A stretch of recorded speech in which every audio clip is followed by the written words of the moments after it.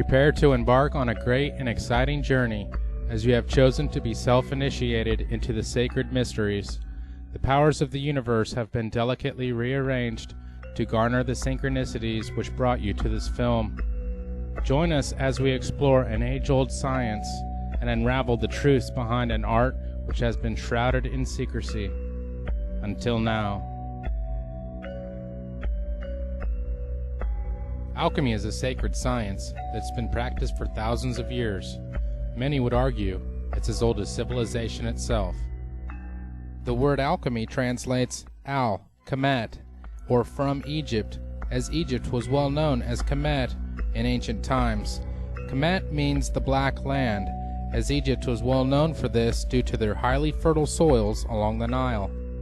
The term alchemy comes from the Arabic al-Khem, which in turn is said to come from the Egyptian Khem, meaning black, and referring to the Egyptians' own name for their country, Kemet, the black land.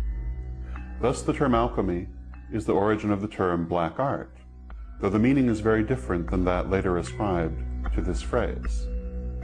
However, others say that the word comes from the Greek chemi. Considering that the Egyptians and the Greeks were in close contact for hundreds of years, and that the Greeks in fact ruled Egypt through the Ptolemaic dynasty for 300 years, and that each seriously influenced the culture of the other, the term could very well be a play on both words.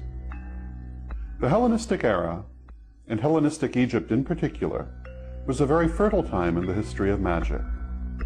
Ancient forms of magic met and merged, creating new disciplines.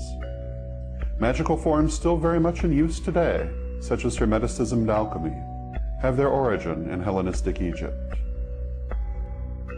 Much of alchemy is highly misunderstood and has been kept secret in a variety of magical and fraternal organizations. The list of alchemists is known to originate with Thoth, who is widely credited for being the author of science, religion, mathematics, geometry, philosophy, medicine, and magic. Thoth is said to bring to civilization the calculations for the establishment of the heavens, stars, earth, and everything in them. In other words, matter. Compare this to how his feminine counterpart, Mot, was the force which maintained the universe, otherwise, spirit. The unification of matter and spirit became a centerpiece in alchemical thought. As the teaching spread, Thoth became known in other cultures as the Greek god Hermes. The two formally became the same as Hermes Trismegistus, of which he is currently known. This was the birth of the Hermetic tradition, and remains the same in many aspects today. One of the foundational manuscripts of alchemy is known as the Emerald Tablet, which is said to contain the secrets of the art. Many translations are available. Perhaps one of the most well-known was done by Isaac Newton. "'Tis true without lying, certain and most true. That which is below is like that which is above, and that which is above is like that which is below, to do the miracles of one only thing. And as all things have been and arose from one by the meditation of one, so all things have their birth from this one thing by adaptation. The sun is its father, the moon its mother. The wind hath carried in its belly, the earth its nurse. The father of all perfection in the whole world is here. Its force or power is entire if it be converted into earth. Separate thou the earth from the fire, the subtle from the gross, sweetly with great industry.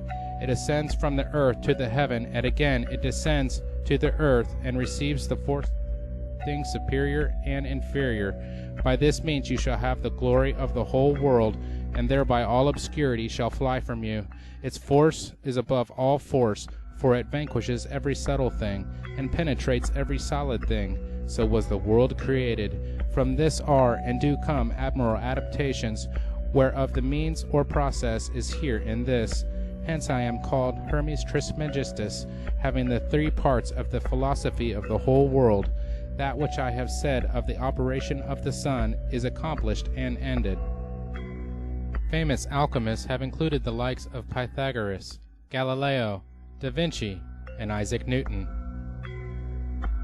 Newton was not only the father of physics, he tried to be the father of chemistry as well. Except back then in the 1600s, they called it alchemy.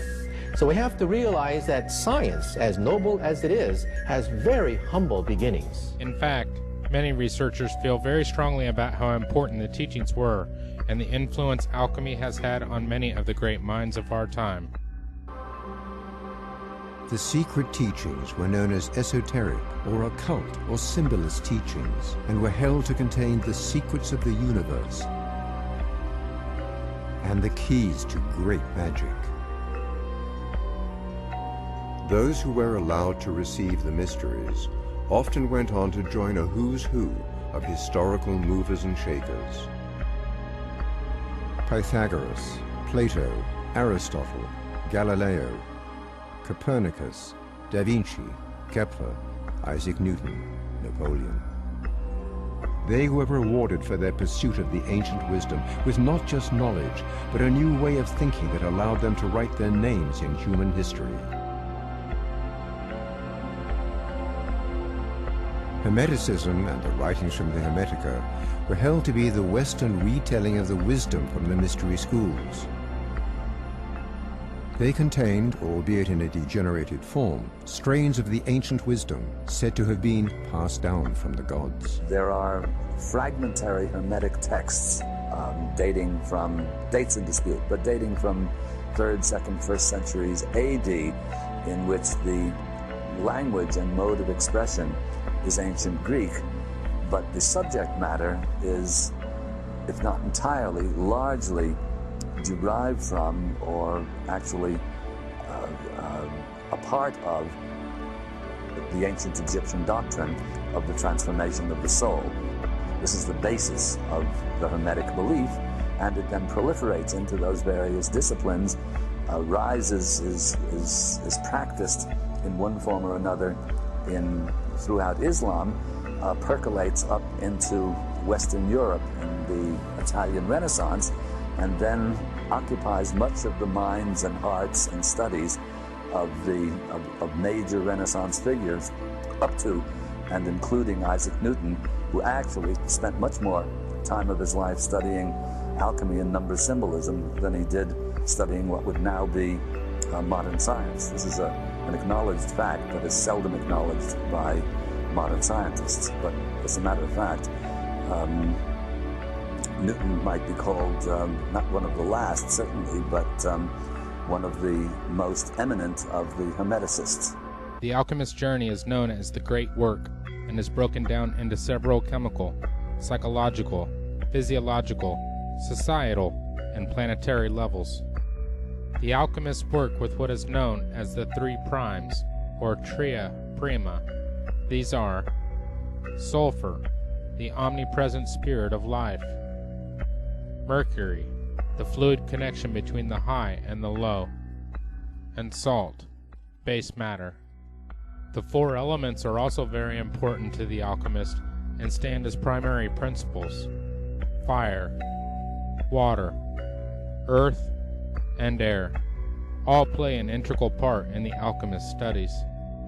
The alchemist is familiar with 7 primary metals which are ruled, influenced, or dominated by 7 planetary influences used in alchemical work.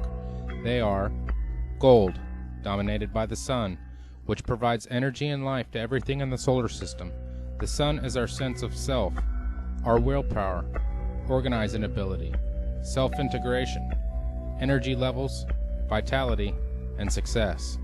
The sun corresponds to the heart, spinal column, vision, and distribution of heat in the body.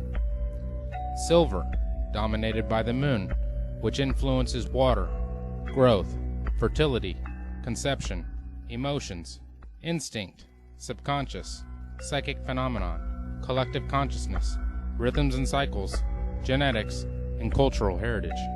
The moon corresponds to the brain, female organs, stomach, and all fluids in the body. Copper, dominated by Venus, which influences herbalism, spagyrics, magic, arts, music, poetry, design, theater, harmony, proportion, integration, meditation of opposites into a whole, odors, perfumes, and love. Venus corresponds to the skin, kidneys, perspiration, transformation and enrichment of substances within the body, sexual organs, and smell. Iron, dominated by Mars, which influences intense and often violent energy that brings dynamic power to all it encounters. It increases psychic ability as well as motion and power in the physical realm. Mars corresponds to the muscular system, male sexual organs, marrow, blood formation, adrenaline, and the purging of the body to maintain health. 10.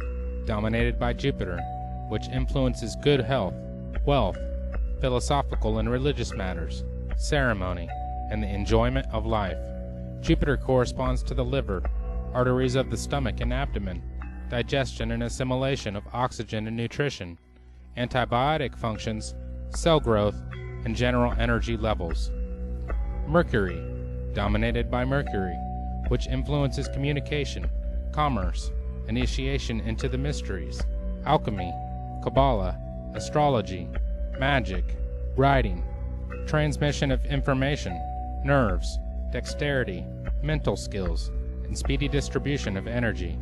Mercury corresponds to the nerves, speech, hearing, coordination between thoughts and speech or actions, throat, thyroid, nervous system, and spinal fluid. Lead, dominated by Saturn, which influences old age, chronic disease, karma, and learning. Saturn corresponds to the bones, teeth, spleen, hair, minerals in the body, joints, and flexibility. Calcination is the first of the following 7 major operations in the alchemy of transformation. Chemically, the calcination process involves heating a substance in a crucible or over an open flame until it is reduced to ashes. In the Arcanum experiment, calcination is represented by sulfuric acid, which the alchemist made from a naturally occurring substance called vitriol. Sulfuric acid is a powerful corrosive that eats away flesh and reacts with all metals except gold. Psychologically, this is the destruction of ego and our attachments to material possessions. Calcination is usually a natural humbling process as we are gradually assaulted and overcome by the trials and tribulations of life, though it can be a deliberate surrender of our inherent hubris gained through a variety of spiritual disciplines that ignite the fire of introspection and self-evaluation. Physiologically, the fire of calcination can be experienced as the metabolic discipline or aerobic activity that tunes the body, burning off excesses from overindulgence and producing a lean, mean fighting machine. Calcination begins in the base or lead chakra at the sacral cup of the base of the spine. In society, the calcination is expressed in the lives of revolutionaries, conquerors, and other warriors who try to overthrow the status quo. On the planetary level, it is the fire of creation, the formation of a livable environment from molten matter and volcanic ashes.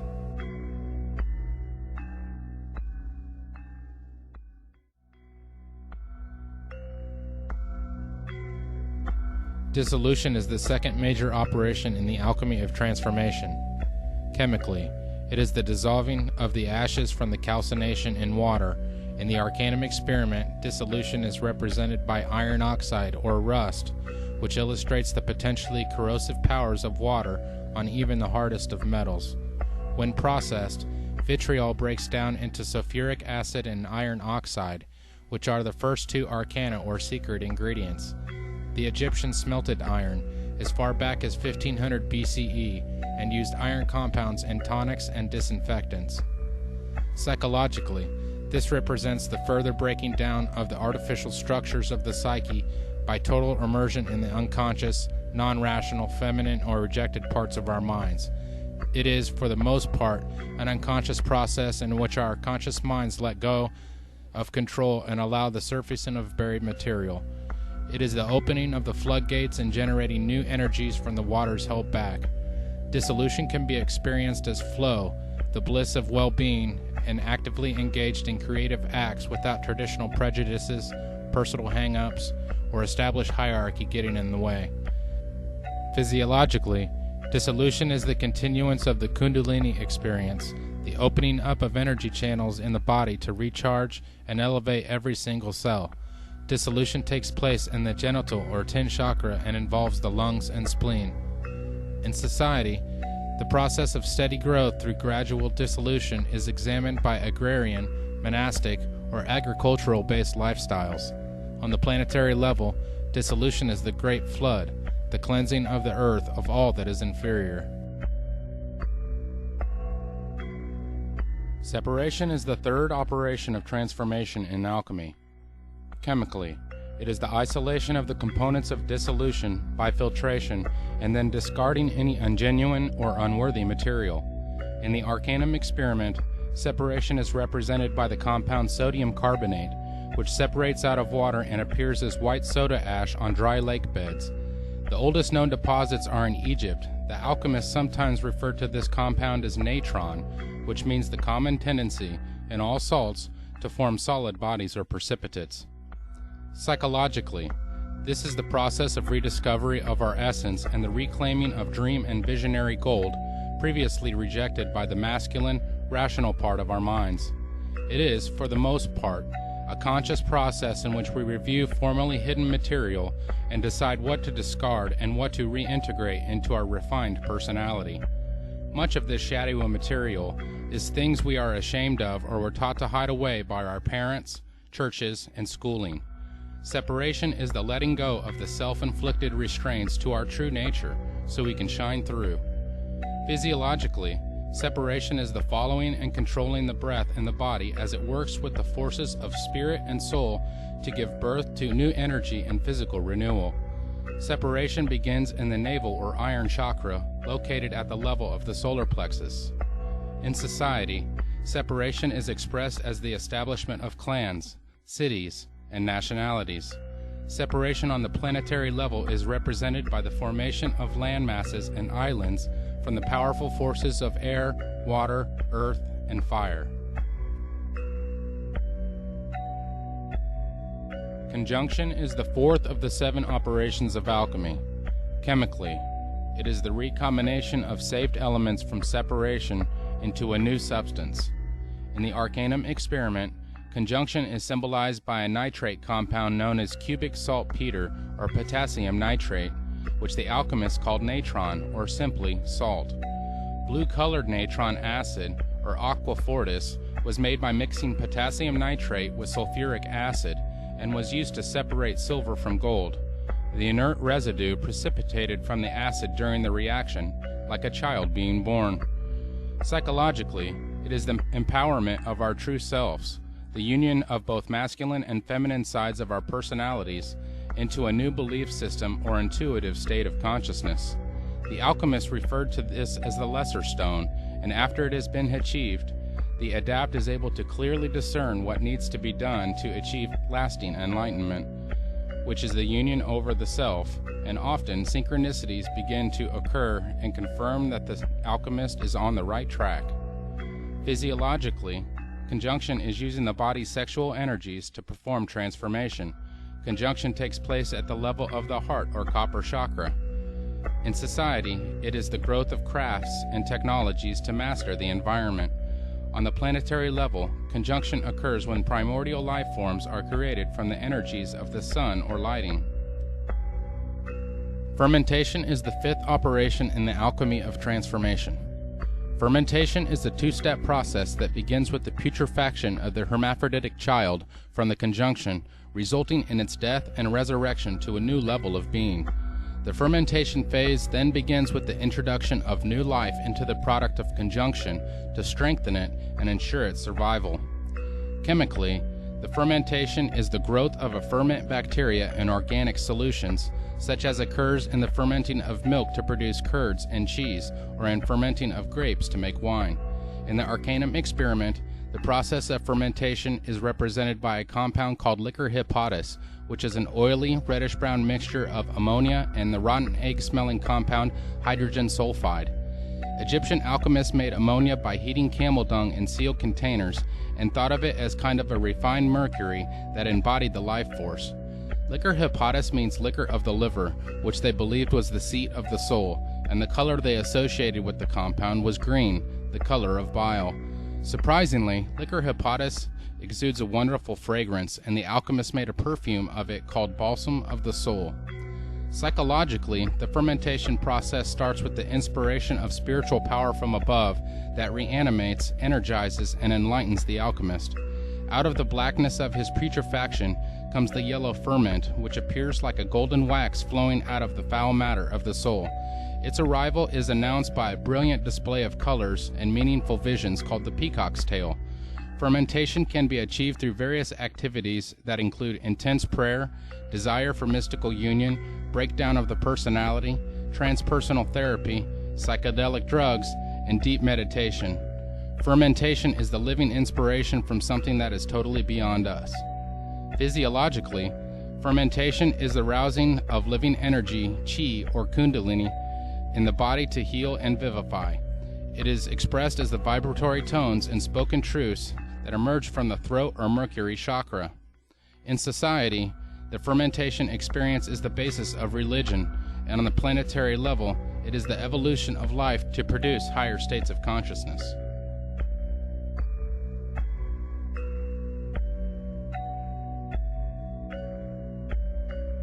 Distillation is the sixth major operation in the alchemy of transformation. Chemically, it is the boiling and condensation of the fermented solution to increase its purity, such as takes place in the distilling of wine to make brandy. In the Arcanum experiment, distillation is represented by a compound known as black pulvis solaris, which is made by mixing black antimony with purified sulfur. The two immediately clump together to make what the alchemists called a bezoar, a kind of sublimated solid that forms in the intestines and the brain.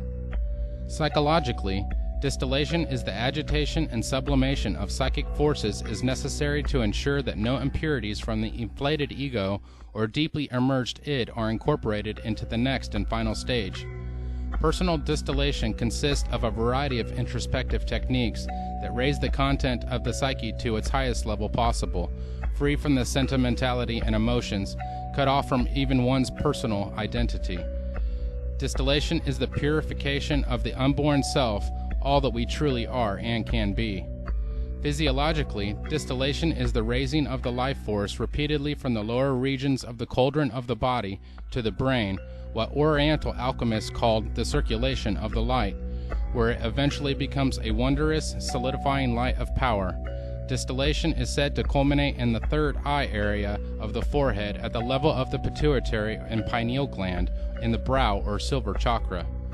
In society, distillation is experienced as a science or objective experimentation. On the planetary level, distillation is the realization of the power of higher love as the life force from the entire planet gradually seeks to become one force in nature based on a shared vision of truth.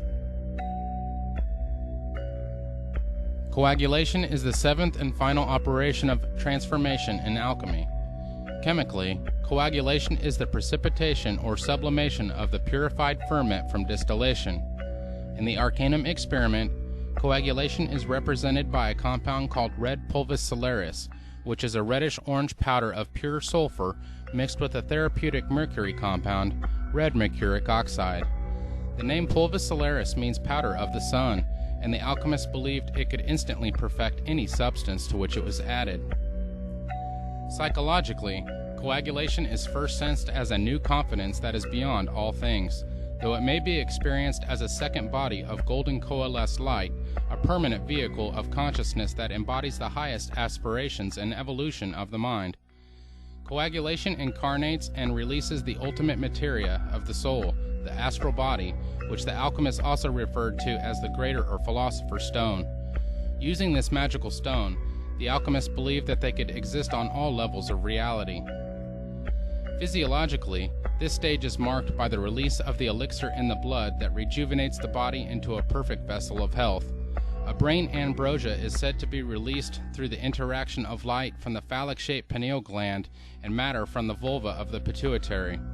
This heavenly food, or viaticum, both nourishes and energizes the cells without any waste products being produced.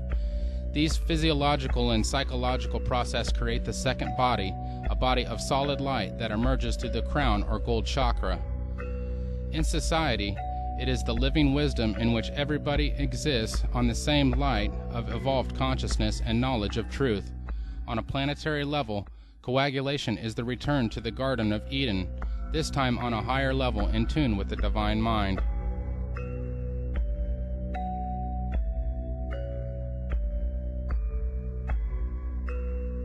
Most people have a very mistaken view of what alchemy is, based largely upon the caricatures of its enemies and the misunderstandings of the uninformed.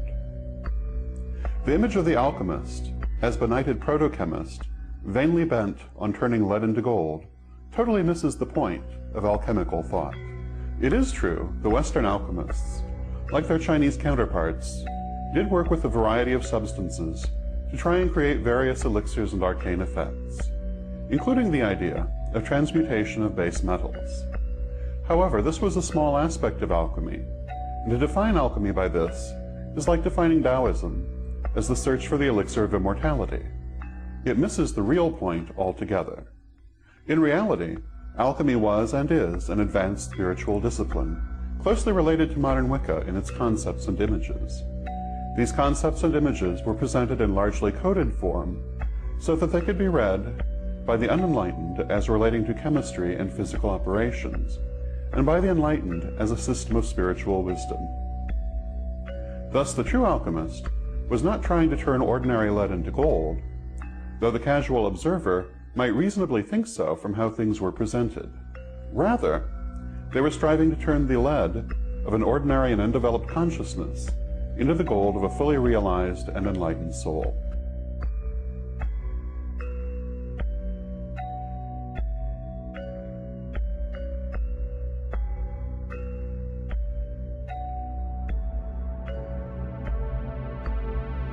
The successful result of the alchemical process was the creation of the philosopher's stone. Like a true symbol, the steps can be applied to many things.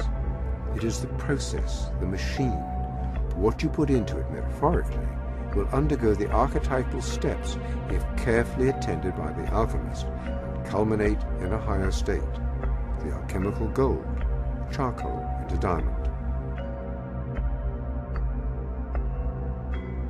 When we use charcoal as the focus of an alchemical operation, we begin by recognizing that its essential ingredient, carbon, is the materia prima that will emerge perfected as the diamond.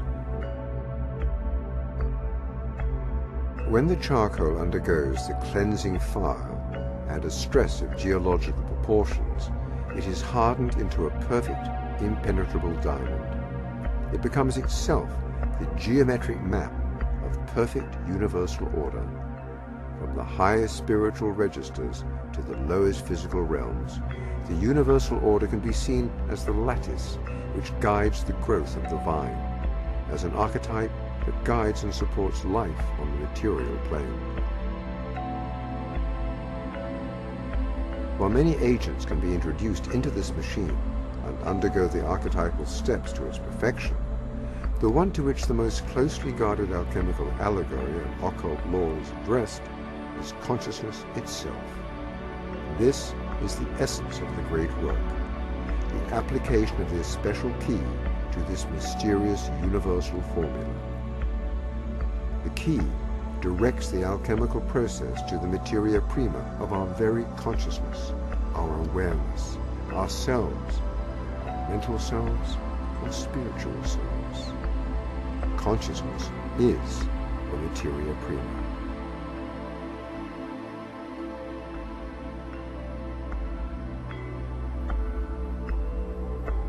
While the value of creating alchemical glass or alchemical gold may seem more obvious, one might ask, what is the benefit of applying the alchemical steps to consciousness?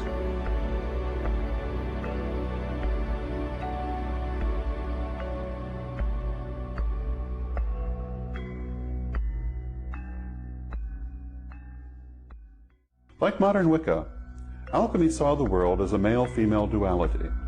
Alchemical ideas about this duality are strikingly similar to Wiccan ideas about goddess and god. The masculine polarity was thought of as red and fixed, the feminine polarity as white and volatile. The union of these two produced the physical world. The great work, or alchemical marriage, was the quest to unite and transcend this duality. It is the great work which is often mistakenly described as the quest to transmute base metals. The great work began with what is termed materia prima. This is the ordinary state of being, the lead in the analogy. The great work ended in the creation of the philosopher's stone. This is enlightenment, or the gold of the analogy. The materia prima was considered to have both a masculine and a feminine aspect, which were in opposition within it, until brought into alignment through the great work, hence the term alchemical marriage. The great work has three main parts: the nigredo, the albedo, and finally the rubedo. These correspond to the sacred colors of the Wiccan goddess: black, white, and red. In addition, a fourth stage, called the cauda pavonis, marked the transition between nigredo and albedo. Symbolically, the materia prima was placed into an athanor, or alchemical furnace, which subjected it to steady pressure and reduced it to its constituent parts. This residue was the nigredo, the destruction of preconceived forms considered necessary for new growth to occur. What this really means is that before one can grow spiritually, one must first eliminate old ideas and limitations. As the Zen Buddhists say, only an empty bowl can be filled. Alchemists described this principle through the maxim, "No generation without corruption," an idea similar to the Wiccan "to rise you must fall." New growth cannot take place until the old is cleared away. The nigredo then fermented until at length the cauda pavonis occurred. This was portrayed as a light show of many colors. This means that when we have purified ourselves of old ideas, we may then experience many new ideas, and indeed will at first run riot with them, learning all we can from all sources. During this period, we may in fact be bedazzled or blinded by the newfound light. But through the application of self-control, we can learn to discern what is helpful to our growth and what is merely entertaining. After the cauda pavonis, the subject must be purified, resulting in the albedo. The albedo is a pure and receptive spiritual state. This means that after initial euphoria, a more controlled spiritual growth may unfold, elevating and expanding the consciousness. Finally, after being subjected to pressure again, the albedo becomes activated as the rubedo. What this means is that spiritual knowledge, to be valuable, must be put into practice. No matter how deep the ideas, or how great the abilities, they mean nothing if they are, as Mabel Heikerel once put it, left on a shelf to gather dust. Thus old ideas must first be transcended. Then controlled spiritual growth can lead to spiritual enlightenment, which must be put into practice to be of value. This is, of course, an oversimplification, in that it is the opposite of the alchemist's own tendency, which was to overcomplication. Like the ceremonials, alchemists phrased their writings in intentionally obscure wording, ostensibly to shield their teachings from those they considered unworthy.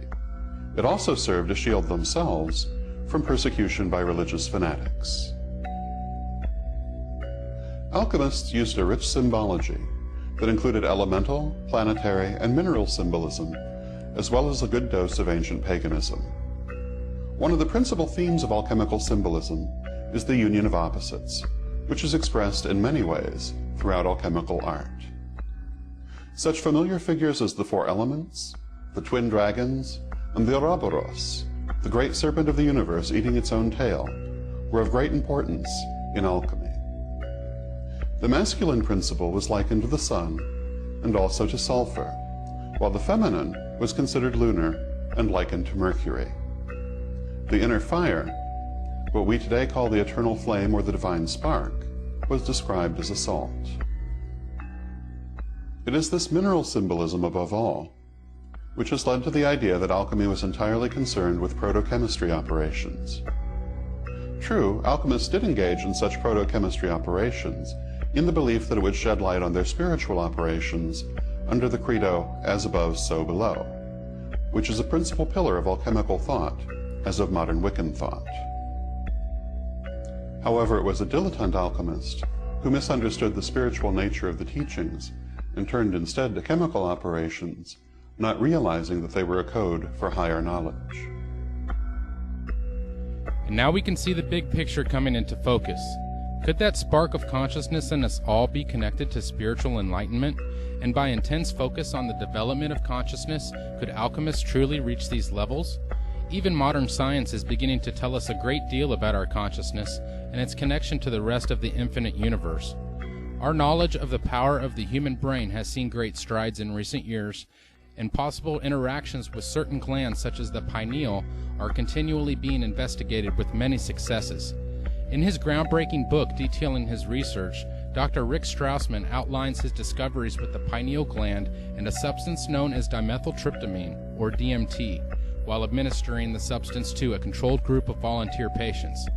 DMT is the most potent psychedelic known thus far, is highly illegal in nearly everywhere in the world, yet it appears to be produced naturally by our pineal gland during REM stages of sleep, deep meditation, and possibly during fetal development and near-death and death experiences. The patients also reported extremely intense spiritual experiences, many of which were frightened to a fear of death due to its intensity. Could this be the sacred and mysterious, divine nectar-like substance produced in the brain during the latter levels of spiritual enlightenment, as described by the alchemists? These questions have profound implications, as much of this knowledge has been occult or secret, found only in magical and hermetic societies. Millions of Hindus bathe where the sacred Ganges and Juma rivers meet. The scriptures tell how the divine nectar, which is said to confer immortality and everlasting bliss, was once spilled into the rivers during an epic fight between the demons and the gods. They believed that from their scriptured legends, they might be able to thereby speed their way to nirvana and be spared the pain of countless rebirths in man's universe. Amazingly, this appears to be a universal aspiration of the alchemist as well. Many say this substance occurs as the activation of the Ajna chakra, or third eye, takes place. This is where the sun and the moon, the masculine and feminine, right and left brain become balanced and synergistic. This makes sense scientifically, where the brainwave patterns of each hemisphere could create a magnetic field by this balance in the exact location of the pineal, located within the hypothalamus in the center of the brain. Within nearly every culture that has existed, there is a reference to the activation of the third eye, or Ajna chakra. This is no coincidence, but rather something that even science should be inclined to research due to its statistical probability alone. In actuality, there is quite a bit of substantiated evidence of this sacred science being all that it's described as, and more, when one has the keys to its meaning and applies it diligently to their life. Should alchemy continue to be unknown and hidden within the areas such as the Vatican and secret societies who wish to withhold it from mankind? Or should the knowledge and light be given to those that seek, as Prometheus did when he stole the fire from Zeus and gave it to mankind? This is the story of Eden, which tells us of a God that wants mankind to continue just tending to the garden, not to have a consciousness, not to have spirituality, not to be like Him. It is our destiny to re-enter Eden, and freely eat from the tree, and drink from the waters of life. As it is written, surely we will not die, but know that which God knows. By this we realize our true nature and divinity. We must understand that we are truly spiritual beings having a human experience, not humans trying to have a spiritual experience. It is a diligent alchemist who comes to understand the true nature of reality and become the master, the guru, the teacher in their physical, emotional, and spiritual growth, a master of their own destiny. So what happened to the spiritual aspects of alchemy when modern chemistry and physics became common knowledge of that which concerns matter, following the works of Isaac Newton? Much of the interest in psychological and spiritual aspects of alchemy were nearly forgotten in modern science until the work of Carl Jung, who revolutionized psychology by exposing the relationships between alchemy, Platonism, and modern psychology techniques. In fact, he believed, much according to the credo, as above, so below, that one could be understood by understanding the other. I was always looking for something in between, you know, something that linked that remote past with the present moment. And I found, to my amazement, it is alchemy. It is the the basis of our modern way of conceiving things. And therefore, it is as if it were right under the threshold of consciousness. This is a wonderful picture of how the development of archetypes, that means the movement of archetypes, looks when you look upon them as if from above, maybe from today you look back into the past and you see how the present moment has evolved out of the past. And we can construct or even predict. Modern-day philosopher and author Terence McKenna also did a great deal to revive spiritual alchemy and its connection to consciousness and our divine nature, which he consistently reiterated in his many lectures. Everything occurs in the presence of its opposite, and out of that there is generated the friction, the heat, and the light that all comes together in an indissoluble package as part of life. So what I want to talk to you about tonight, and how it relates to unfolding the stone, is the notion of alchemy, of all things. Alchemy, as I'm sure many of you know, is really the secret tradition of the redemption of spirit from matter. But many of you may imagine that alchemy is simply a discredited pre-scientific obsession of unbalanced minds interested in changing base metals into gold, lead into the stuff of commerce.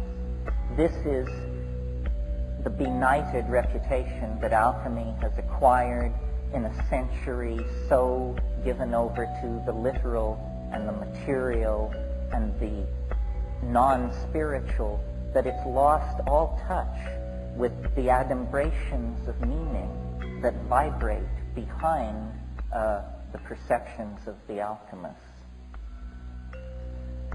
The central conception of alchemy is the conception of the philosopher's stone. What is it? It's the universal panacea at the end of time. It's the chocolate cake that your mother made once a week when you were a child, the panis supersubstantialis. It's all things to all men and all women. If you are hungry, you eat it. If you're dirty, you shower under it. If you need to go somewhere, you sit on it and you fly there. If you have a question, it answers it. It's something that the human mind senses in itself and related to, invoked, worshipped over centuries before the slow rise of the patriarchy and rationalism and materialism turned it into a myth, a fairy tale.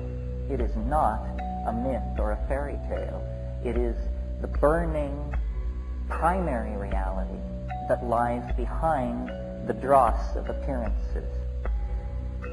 Alchemy is based on a philosophy called Hermeticism that was developed in the 1st and 2nd centuries by Gnostic thinkers, Greeks, Jews, people inside the Roman Empire as it was beginning to show the first signs of degradation and decay, who felt a profound disaffection with their world, a disaffection that on the scale of those times was as profound as our own existential disaffection.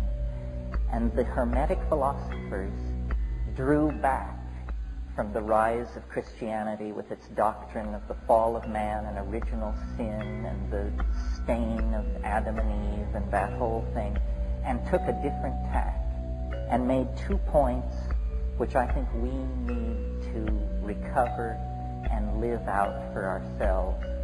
And the first point was that man, which means men and women, human beings, are divine beings, not lower than the angels, higher than the angels.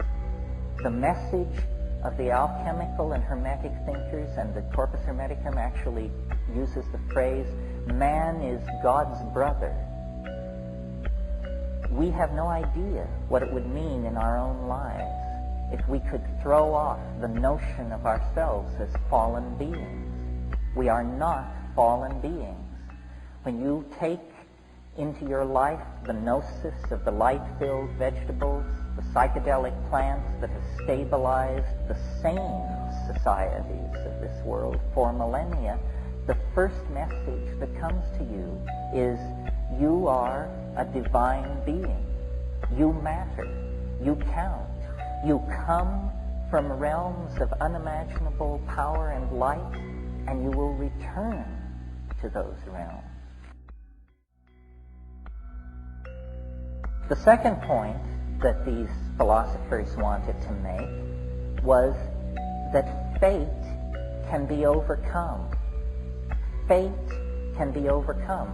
Now, for the Greco-Hellenic world, what that meant was the starry engines of the machinery of fate that they saw strewn across the night sky, because they were intensely aware of the power of the zodiac, the stellar shells inhabited by demons that extended out to the unimaginable imperium of the All-Father that was beyond fate.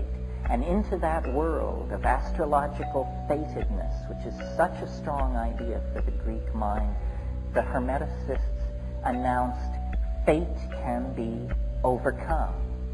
And they had a novel answer for how this could be done. It can be done through magic, a word not often enough heard in the present world. The overcoming of fate is achieved through magic, and then the stellar machinery becomes not an invasive force into one's life, but an empowering force. Now, some of us may believe in astrology and some of us may not. We are all strongly influenced by the notion of fate, of our powerlessness in an existential world.